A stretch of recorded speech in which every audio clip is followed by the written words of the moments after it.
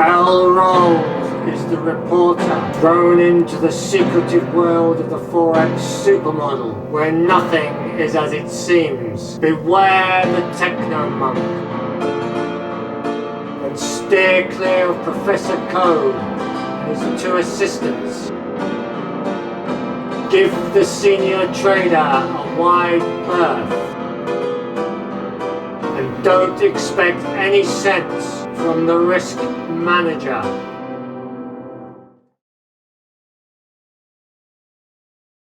This is Al Rolls reporting from the Forex Super Model building, about to interview the Techno Monk on the week's review, Monday the 16th of November to Friday the 20th of November 2020. Thank you very much.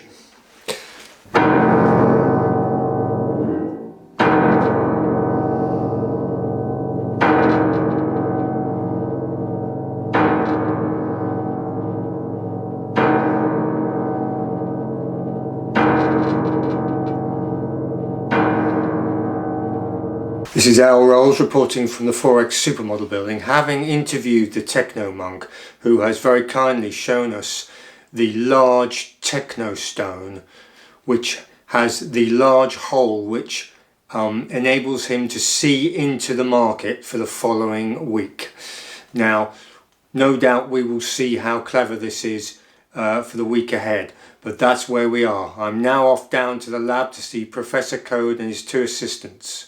Good morning, I'm Professor Code and this is the Forex Super Model weekly review for Monday the 16th of November to Friday the 20th of November 2020. This is basically a variance analysis, so we look at what actually happened during the week to what we said we thought would happen. So let's make a start then, and if you look here, I've already written the weekly flows here. So these are the flows from Monday the 16th to Friday, to the end of Friday, which was the last trading day yesterday, and they're the weekly flows. So if we look at these, then you can see that we had a negative opposed driver in the dollar. It was opposed by the euro.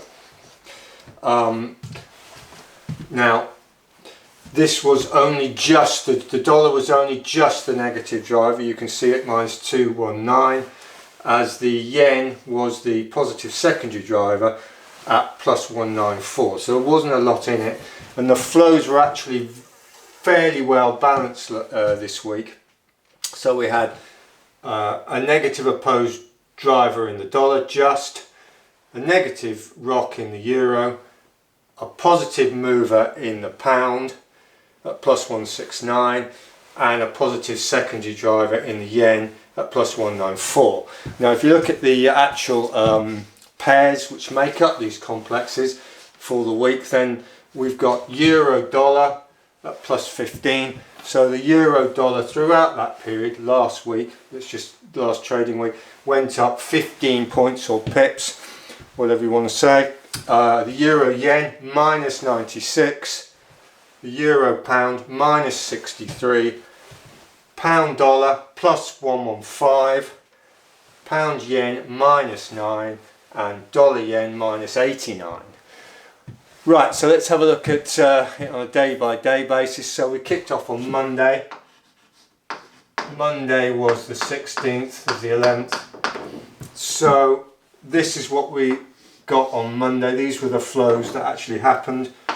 Dollar, euro, yen on the negative side, pound.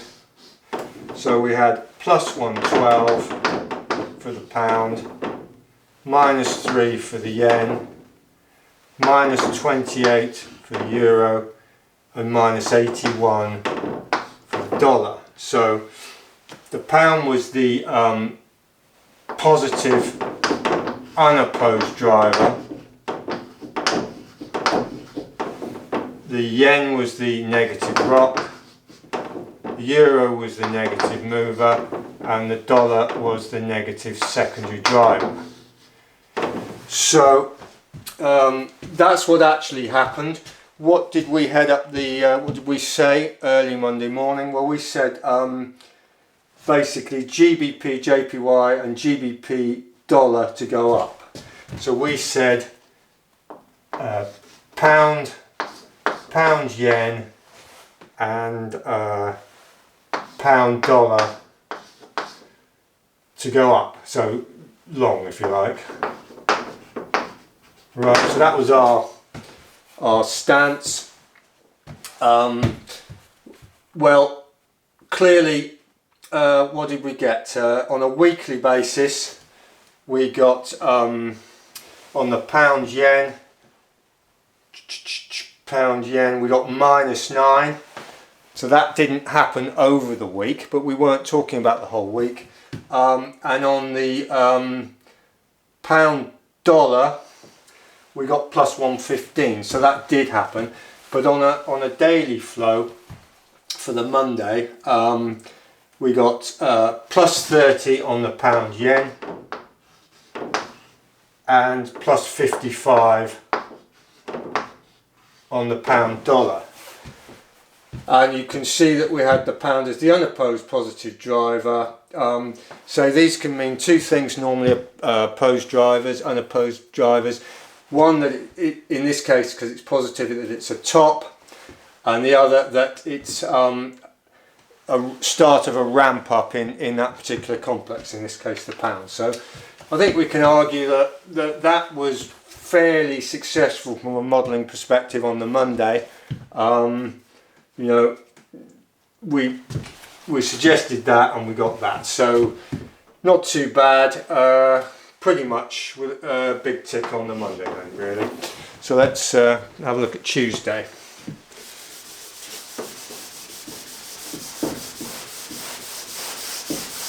So Tuesday, the 17th to the 11th. What did we actually get? Let's have a look. Dollar on the negative, euro negative, yen positive and pound positive. So figures: +85 on the pound,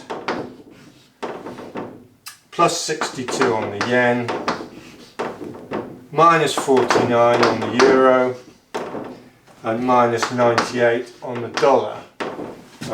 So the dollar was the negative driver and it was opposed by the euro. The euro was the negative rock, the yen was the positive mover, and the pound was the positive secondary driver. Right, what did we actually head up the video? For Tuesday it was Euro JPY on the up, so Euro Yen on the up. Right, so what did we actually get? Well, for the weekly flows, as you can see, the Euro Yen was -96. So that didn't really tie in on the weekly basis, and on a daily basis the Euro Yen, so for the Euro Yen for Tuesday was -13. Now, so in other words, we were suggesting the yen was going to go up, and you can see that it actually fell by 13 points. The caveat to that was we suggested that it was going to be equity transmission dependent.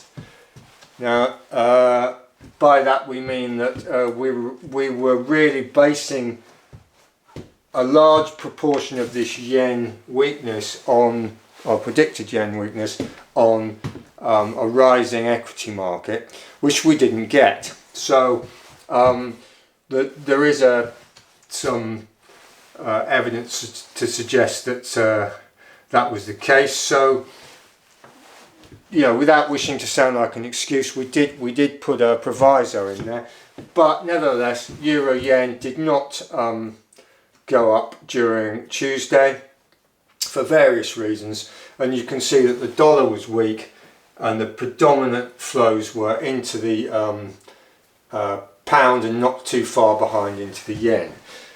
So we had secondary flows as well, and the yen was stronger than we anticipated. So we'll give ourselves a neutral to small negative on Tuesday.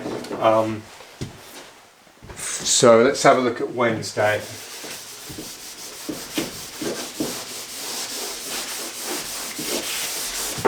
Now Wednesday is the 18th. 18th is the 11th. This is what we've got. Euro, dollar on the negative, pound, yen on the positive. The yen was plus 111. The pound was plus 36. The dollar was minus 56. And the euro was minus 97. So we just about got a positive driver, opposed yen driver. We had a positive rock in the pound, a negative mover in the dollar, and a negative secondary driver in the euro. What did we say for Wednesday? We said backdoor EUR JPY long. So backdoor euro yen long. Now if you don't know what I'm talking about with backdoor flows, there's a video that explains all this stuff in the educational section, so you might want to have a look at that. But basically we're expecting secondary backdoor flows to start going into the euro yen and pumping the euro yen up. What did we get? We got euro yen at minus 53 points. So that was quite a hefty down on the euro yen. So it went against, really, we didn't get the backdoor flows, primarily because the yen was the opposed positive driver.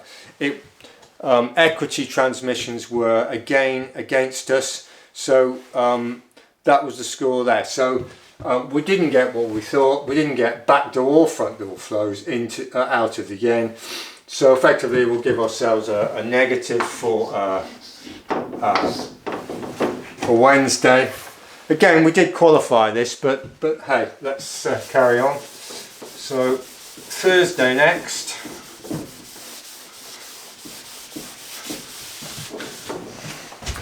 So Thursday the 19th.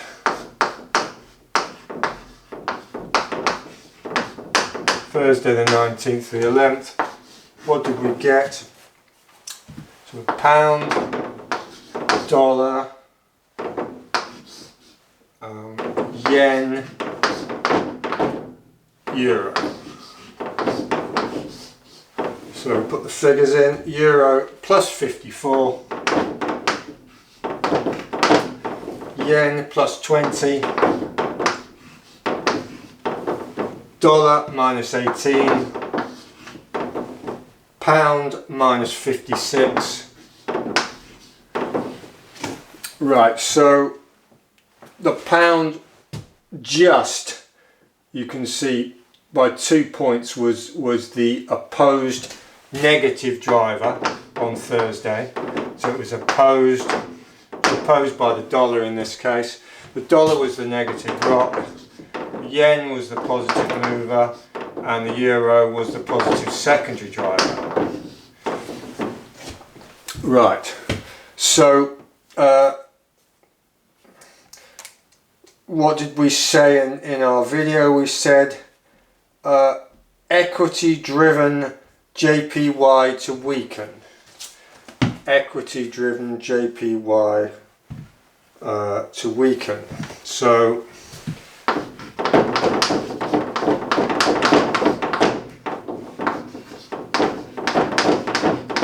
equity driven JPY to weaken. Now we didn't get equity driven flows because we didn't get equities stabilizing. Equities continued to be weak, so that basically didn't happen either. And you can see that the pound was the negative driver, and this was primarily off the back of we started to get moody negative Brexit noise coming out during that part of the week. So the negative flows, the opposing flows, were mainly sucked up by the euro, which was arguably quite good for that situation. But the yen also was sucking up. So the euro yen was only marginally in that situation. So the yen complex as a whole went up 20 plus 20. So the yen complex was plus 20, and we're expecting yen weakness again. So once again we were fighting the equity transmissions, and that's where we're at. So that really didn't happen, so we'll give ourselves another negative on that. So the final day, Friday,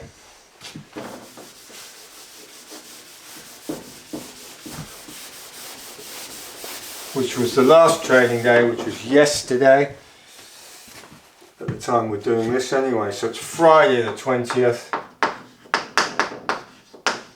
of the 11th. What did we get? We got euro, yen, dollar, pound.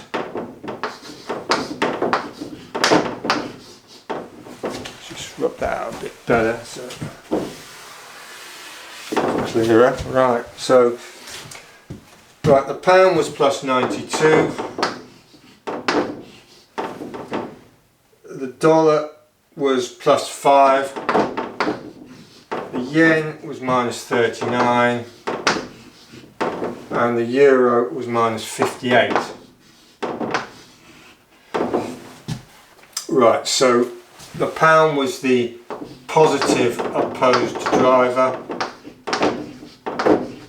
opposed by the dollar in this case, but the dollar was the positive rock, the yen was the negative mover, and the euro was the negative secondary driver.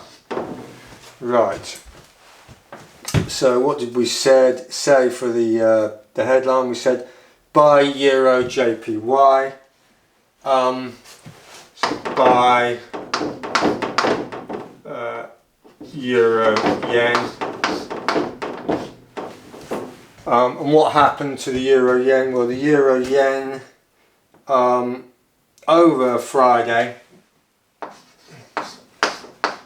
dropped minus 10 points or pips, and that was basically, as I said, off the back of we've got an opposed driver in the pound. So the negative opposing flows predominantly went into the euro and the yen. So we had both elements of this pair, the euro and the yen, experiencing negative outflows, but the negative outflows were slightly higher, well, 60 to 40, about a third higher in the euro than the yen. So we didn't get a big drop, we just got a minus 10. And again, that was off the back of equity disruption as well. So that's where we are there. So what we'll do is we'll have a, well, arguably that didn't happen, so we have to give ourselves another negative, really. Chalk's gone, right? Yeah, right. So to sum up then, really, Monday the flows behaved, and then subsequently Tuesday to Friday we were expecting yen weakness off the back of equity strength, which didn't really happen. We were fighting the transmission all week. However, we did, because of the way we trade the models, we actually entered a euro yen long hedge of 20%, and we entered it after we'd had a period of riding the market down at pretty much zero cost. And if you want to know how to trade the models, that's part 2 of how to trade the Forex Super Model. Look that out. Basically, that was our smug phase, and then we entered long and short, 20% long, and that trade is pretty much where we stuck it in. It's slightly underwater at the moment. It was roughly at break even, and now it's slightly underwater. But we're expecting this we're going to be holding this as a short-term swing next week, and we're expecting that to buck up. But we're not talking about next week at the moment. We're talking about last week, the week that's just happened. So if you look at the weekly flows, then in the overround, you can see that the flows, the key takeaways really are the flows are very well balanced. There's not much difference between any of the complexes really. The dollar was just about negatively driving last week, with the yen having a good go at taking it on, but the yen ultimately ended up as the second. So the dollar was losing ground, and it was pushing opposing positive flows into the yen and the pound, and the euro was the negative rock, and as we know, the rock designation means that it's being buffered out to a certain extent. So we had the view early on in the week that the euro was going to be pretty much bottomed out, and the selling had pretty much been done, and that's why we looked at going long euro yen. So that's the week. Mixed really. So let's see how we do next week. So thank you for watching, and good luck. This is Al Rolls leaving the Forex Super Model lab, having listened to Professor Code conduct variance analysis on the week. We are now off to see the senior trader. Welcome to the Forex Super Model Sunday journal style review from the senior trader, which is me. This week, what's been going on? Well, I'll have a quick swig of coffee. Only about my 57th for the week, I should think. Another interesting point about traders, but there you go. So this week, we kept running our 38 pound complex trades through all the muck and the bullets. We're 19 long, 19 short, 1.2 long on average, 20% long. Excuse me, and we've been swinging around all over the place with Brexit noise, and the gist of it is there were about 1,380 points up at the moment. It's come back a fair bit from the peak of about 1950, knocking on the door 2,000, and we also entered a smallish initial trade on the euro yen, hedged as usual, and that was, we've been monitoring that throughout the week, and we were in that sort of smug phase where we were trading short and long on the way down, ready to go long. And if you look at part 2 of how to trade it, trade the Forex Super Model, then you'll be able to see what I'm talking about. We're in that sort of smug phase we made the decision to actually come out of that smug phase, which incidentally we'll be talking about in part 3 next week. So that's in the tube, that video, and that will explain how you actually come out of this smug phase where you're just 100% hedged, riding. If you're long, you're riding the market down at zero cost apart from your initial spreads, ready to pounce really and go 20% long in this case. Now we did that. It dirged around for a while, and then we had a bit of it started to go our way. We're about 53 points up on the long. Obviously that was hedged, so that worked out at roughly our break-even point, because of the two spreads and a bit of slippage when we put them on. We had 6.6 points to make up with a 20% long situation. So anyway, we're now just marginally underwater on it because equities have been messing about all week, and interestingly, I think it was Thursday afternoon into about the first hour of the American session. So it was our afternoon, obviously their morning, and I was staring at the screens in my usual manner, and I was just looking at the S&P 500 on the 10-minute chart, and it was just like pulsing, and it was getting, and the frequency of the pulses was increasing, and the volatility of the pulses was increasing, and every time it went up it got knocked down, and every time it went down it got knocked back up again, and it was good. And basically I was staring at it, and the figures were like getting etched on the back of my head. You know, as all traders do, we get that sort of 1,000-yard trader's stare. We screw our faces up. That's why I've got such a lined face. You wouldn't think I was 21, would you? And no, neither would I. Talking about being 21, isn't it interesting? Occasionally, if I get a minute, I have a look at some other people's trading views and stuff, and I go onto YouTube, and isn't it full of young people now? And it's all sort of WhatsApp and Range Rover Sports and laptops and rap music. Great, and they're all sort of giving it half an hour a day, laptop on the beach. This is my 10,000 a week, or was a day, some of them, lifestyle. Well, I say fantastic. Anyway, meanwhile I'm back to screwing my face up looking at the S&P 500 screen, which it's like, as I say, it's like sort of tattooing the figures into the back of my head.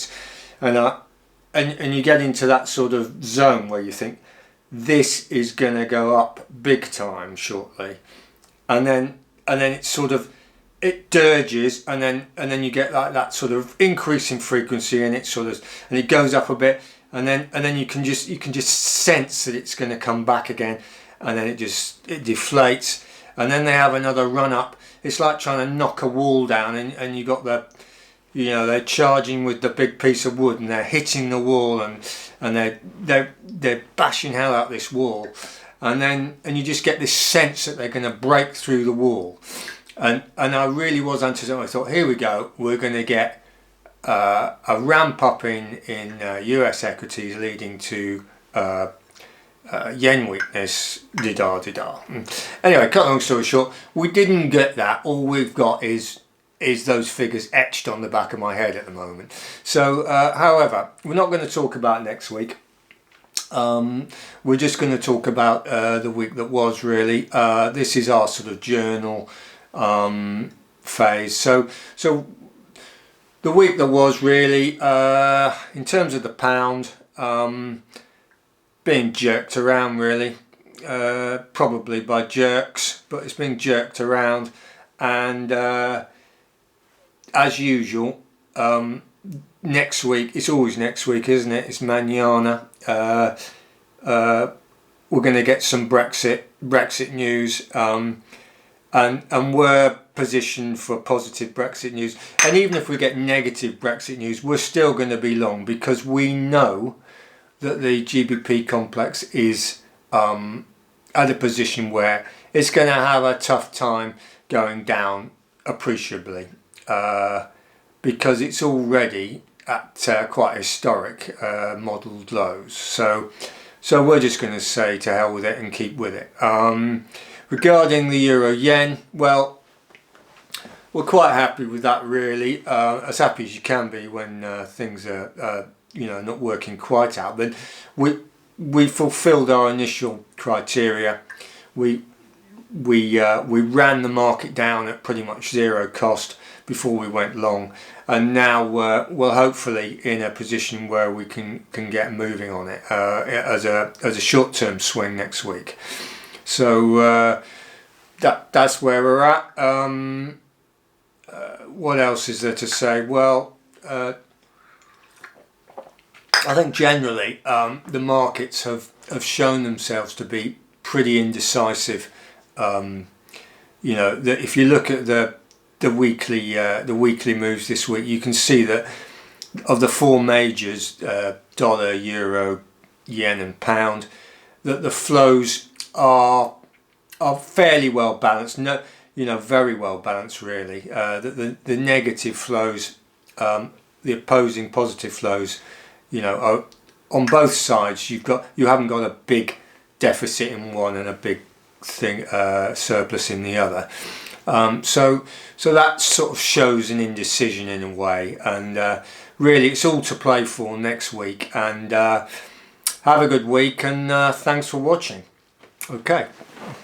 This is Al Rolls reporting from the Forex Super Model building. Having spoken to the senior trader, we are now off to see the risk manager for his insights into the week. Hello trading cats, just borrowing Professor Coates' two assistants for a party later. See you at the piano. You made it back, trading cats. I would say this week we got one lemon, just one lemon. One.